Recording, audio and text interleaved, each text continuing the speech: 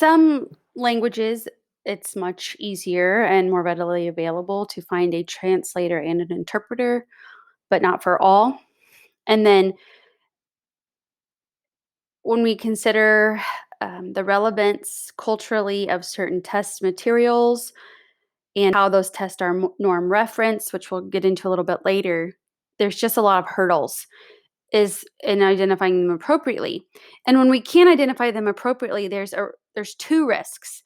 There's the risk of under identifying them, which I think is the one we think of naturally maybe, is that there are kids we're missing because we can't test them appropriately. But the other big risk is those kids we're over identifying who are ending up in special ed when really they just have a uh, difference, and not a language disorder. And, you know, just this last time I taught this class this last semester, one of my students talked about his father was Croatian. And so when he was younger, he was learning Croatian and English at the same time. And he ended up being put in special education inappropriately because they thought he um, had a disorder that he didn't, just simply because he was an English language learner. And so he was doing things a little different. And so it's so interesting because I know that happens. I have yet, until I met him, to meet an adult tell me this happened to me.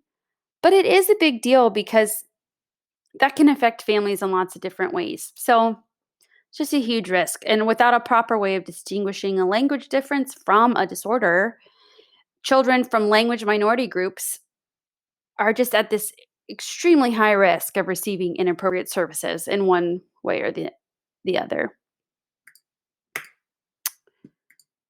Sorry, let me play this slideshow for you. Oops. Didn't have to see my notes on the side there. Okay. There's a video here for you to look at him. He's going to address some of these issues to an appropriate assessment.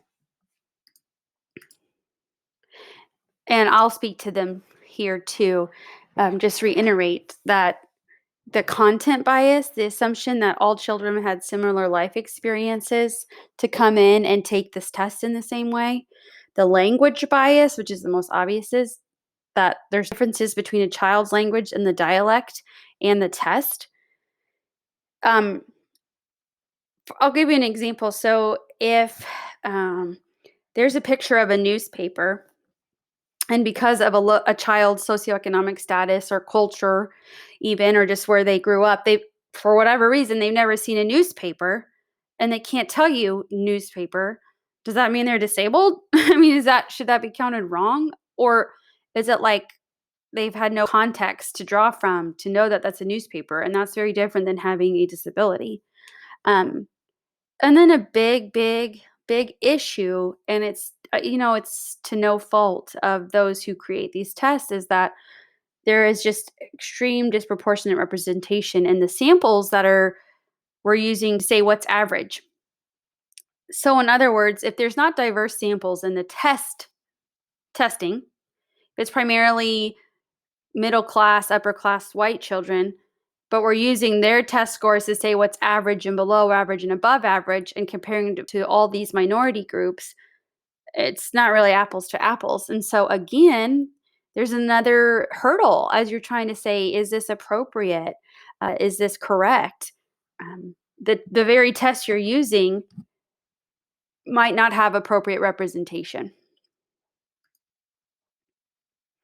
Now, the federal government, IDEA, says that your testing and evaluation materials are used for the purposes of evaluation and placement of handicapped children must be selected and administered so as to not be racially or culturally discriminatory. So they say that. They say it must be provided and administered in the language or other mode of the communication, so maybe sign language, in which the child is most proficient. So sign language, Spanish, Russian, Polish, and it must be administered so as to reflect accurately the children's ability in the area tested, rather than is this because they have limited English skills. So this is what the federal law says. This is definitely the goal.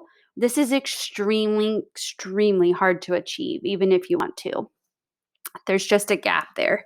And so you need to be incredibly mindful as you're working with those students that um, this is kind of a tricky area. And it's a hard area sometimes for other team members who haven't give much thought to as to why it's a tricky area to understand if you are speaking up saying a child needs something or speaking up saying a child doesn't, um, coming from this area of, it's not as black and white as just the test score. So that'll be an area of advocacy for you. And I hope that keeps improving. And here's some reasons it's saying, yeah, so IDEA, the law says we do this, but it's hard um, to what do I want to say, hold people accountable because they don't think that cultural bias is objective.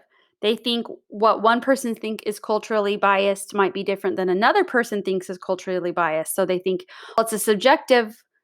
What you view as culturally biased is subjective. So how we can't even agree on that. Um, and honestly, case law is inconsistent on that. A shortage of appropriate assessment materials for students from diverse cultural and linguistic backgrounds. If the test isn't available, if a translated test isn't available, if an interpreter isn't available, and then a shortage of trained personnel to give that assignment. And that's not, or excuse me, that assessment. That doesn't just necessarily mean an interpreter. Ideally, you want that a speaker in their native language to be giving that test, not just interpreting it, because they're going to know so much more about language subtleties, what's typical and not, versus someone, an English speaker, listening to an interpreter who's not, who is literally just interpreting, not looking at it as an assessor. It's very different quality of assessment. Just think about when you're testing a child, you'll come to learn, if you haven't already, how much information you get during testing that isn't a test question. And so how can we can't expect interpreters to do that. What we really need is, you know, representation in education and special education of different ethnic groups so we can help different kids. So recommendations um, are, when we're doing the best we can, bilingual dictionaries and English dictionaries, language versions of the assessment, allowing extra time, trying to simplify the English. Um, Almost like you do with a child, shorten sentences and just be very direct. Trying to use dual language test booklets and test items, so even if you can't administer it, trying to consider some of the items from the other, um, translated test. I mean, guys, really, this is grasping at straws, and none of these things are great. You can see how they could all be lacking, but I think we have to also know, like, there are just limitations, and we're gonna keep working to fill these gaps, but in the meantime, how are we gonna do the best with what we have and not just kinda throw our hands up and say, "Can't do anything." Um, we can't do that either. What a traditional assessment for these students would look like would be the same, that referral and parent interview, and then we'd look at language proficiency in both languages, and then we'd determine which languages their assessment needed to be in, and then we would look specifically, what are their native language abilities versus their English language abilities, and then summarize the results. So, very simplistically, a lot of the time, if a child has a true language disorder, they're gonna show the same issues in English as they do in their native language.